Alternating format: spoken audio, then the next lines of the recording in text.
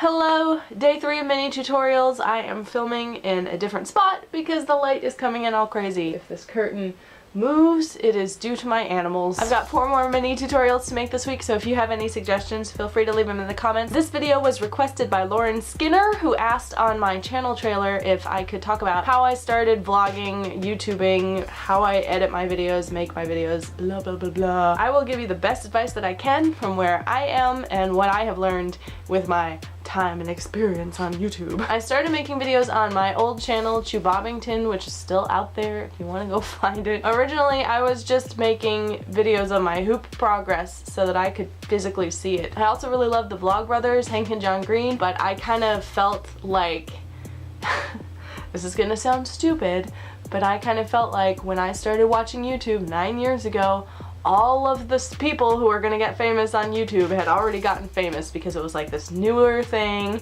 and these people kind of broke out doing these vlogs or what have you, and then they were the ones that would make it big, and the rest of us were all just kind of in this saturated market. So like 4 years after starting my hooping channel, I think, I decided to go ahead and start this channel, the Jess Wagstrom. At the time it was just herselfable. I still have not gotten YouTube famous. I don't think I ever will. I think I am too not good at the things that make a channel really stand out, and I am good at just forcing myself to make videos so that I have some accountability to myself. Like, this is something I want to do, and if I want to do it, I've got to do it. This is the camera that I used when I first started vlogging. I don't actually pronounce camera that way. I just said it weird. This is the camera with the shitty microphone that made me sound like I had a lisp, and I just realized I am not using the microphone I bought. So pro. The camera I use right now is another Canon point and shoot that was gifted to me from a friend. PowerShot A2300 HD, but I don't think its HD is really that great. This is the microphone that I bought the last time I got paid by YouTube, and I'm not even using it. I drop it all the time. Something's rattling in there. I also have a shitty tripod that I got from Fry's for like 20 bucks. That is the extent of the upgrades I have made on the equipment I use. My point in telling you all of this is just start with what you have. I think a lot of iPhone cameras are higher quality than the camera I am currently using, so if that's all you have is like your smartphone, use that. When I first started making videos, I was using Windows Movie Maker to edit. Free editing software is perfectly valid. I know you can download some apps that edit video for you. I like to kind of push myself to see what I can create with the shitty tools that I have. I made a video called Rain Dance on my old channel. I'll link it in the description. I made that video just to see how far I could push Windows Movie Maker, to see how much I could imitate the videos that I really enjoyed on YouTube using the free software that came with Windows. It was the last video I made using Windows Movie Maker before upgrading to the editing software that I have now. It's like the cheap Sony Vegas. I got it for $30, and it's, I think, a lot more expensive than that now. And now everybody's using Adobe Premiere. So the things I didn't like about Movie Maker and the things that my current software has that are really the only things I need from an editing software are the ability to have multiple tracks. So Movie Maker had like one video track and one audio track. If you wanted to layer audio, you couldn't do that. If you wanted, like, I like to overlay my clips a little bit so they kind of run into each other and it smooths out the flow of the video. You can't do that if you only have one video track. You need multiple video tracks. As far as editing software goes, just use whatever you have access to. Play around with it, get a feel for it, figure out what you wish it could do, like when you're watching other people's videos and you think, oh, I like that effect, can my program do it? Do I even want to try to figure out how to do it? As far as advice for starting, just start. The first time you film yourself, if you're not used to doing it, you are gonna watch your footage back and just cringe. The first several times I recorded myself with the intent of making a video to post to YouTube, I deleted it because I watched it back and was like, No, I sound nothing like I think I do.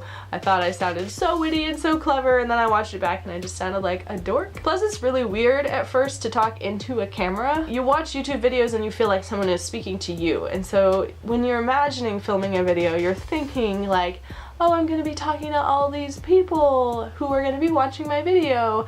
But then you sit down and you're actually in a room by yourself staring at a camera, and you have to talk as if you're having a conversation with someone, and it's really awkward. I called it my camera fear, and I used to talk about it in some of my early videos. I'll mention like, oh, my camera fear level is here.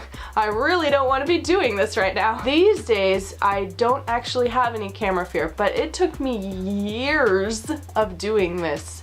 Years of doing this. Forcing myself to sit down in front of the camera and talk to it as if it were a person to get to where I actually do feel like when I'm sitting in front of the camera, I am talking to you. I would recommend maybe starting off by doing a 30-day video challenge, because when I did Vita for the first time, that's vlog every day in April, I got really comfortable with the camera because it was like something I had to do every day. I have to make my vlog, I've made this commitment, and I'm gonna do it.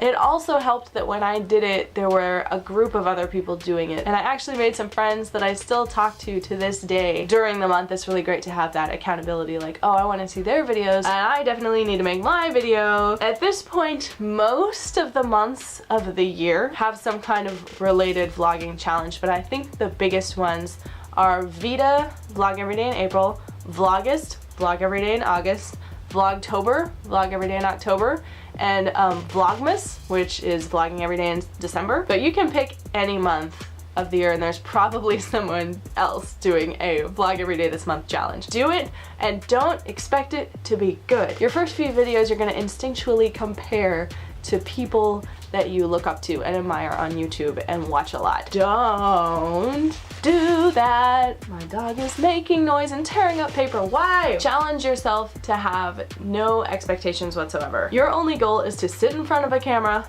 talk about something, edit it a little if you want, and post it. No matter how horrible you think it is, just post it. Because the only way you're gonna get over the camera fear and the awkwardness and hating listening to yourself talking and all of that stuff is to just do it a lot. Just make crappy videos. Make 30 crappy videos, then make 30 more crappy videos, then make 30 more crappy videos. Eventually they'll start to be less crappy. Don't expect to get subscribers right off the bat.